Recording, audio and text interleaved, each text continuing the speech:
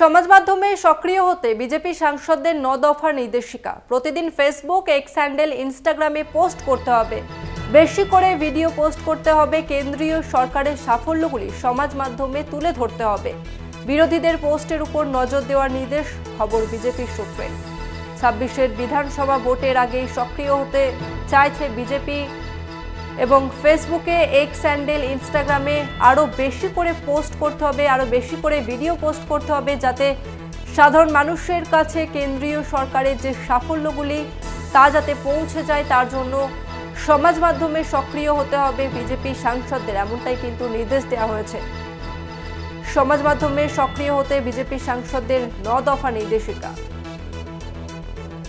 এই মুহূর্তে আমাদের সঙ্গে রয়েছে বিশেষ প্রতিনিধি দেবাশিস সেনগুপ্ত। দেবাশিস, বিজেপি কর্মীদের আরো সক্রিয় হতে বলছে বিজেপি, এবং যার জন্য প্রতিদিন ফেসবুকে আরো বেশি করে পোস্ট করতে বলছেন। দেখো, বিজেপি সূত্রে খবর যে সোশ্যাল মিডিয়ায় বিজেপি নেতা কর্মীদের আরো সক্রিয় হওয়ার কিন্তু তারা নির্দেশিকা জারি করেছে ইতিমধ্যেই, যা কার্যকর হবে। প্রথমেই কিন্তু সবার ক্ষেত্রে এটা হবে, কিন্তু প্রথমত সাংসদদের দিয়েই শুরু করতে চাইছে, কিন্তু সমাজ মাধ্যমে আরো বেশি করে সক্রিয় হওয়ার।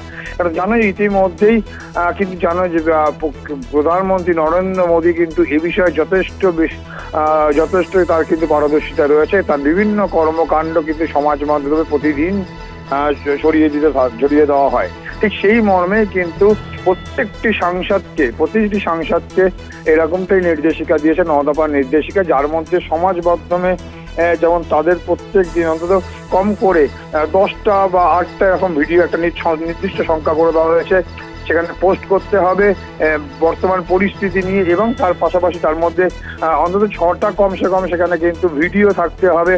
এবং এর পাশাপাশি কেবলমাত্র সোশ্যাল মিডিয়ায় নয়, ফেসবুক, টুইটার, তার এক্স হ্যান্ডেল এবং পাশাপাশি ইনস্টাগ্রাম, সমস্ত জায়গায় কিন্তু অংশগ্রহণ করতে হবে। এর পাশাপাশি যেটা করতে হবে যে সেখানে কিন্তু তাদের যে কেন্দ্রীয় সরকার যে বিভিন্ন প্রকল্প, জনকল্যাণমুখী প্রকল্প, সেই প্রকল্পগুলোর সুবিধা মানুষের কাছে তুলে ধরতে হবে। অর্থাৎ প্রতিদিন কিন্তু সমাজ মাধ্যমে আপডেট করতে হবে, এবং প্রতিদিন নতুন নতুন কিন্তু কিছু বিষয় যা কেন্দ্রীয় সরকারের বিভিন্ন প্রকল্পকে কেন্দ্র করে হয়, তাও যেন একটু উঠে থাকে তাদের এই ইয়েতে, যা ইতিমধ্যে শুরু হবে।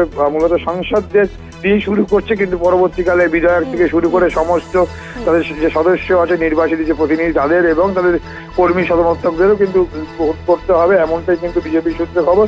এছাড়াও তারা গুরুত্ব দিচ্ছে যে বিরোধীরা যে সমস্ত কথা বলছে তার কোনো সামাজিক মাধ্যমে সক্রিয় হতেই হবে। ধন্যবাদ তোমাকে দেবাশিস।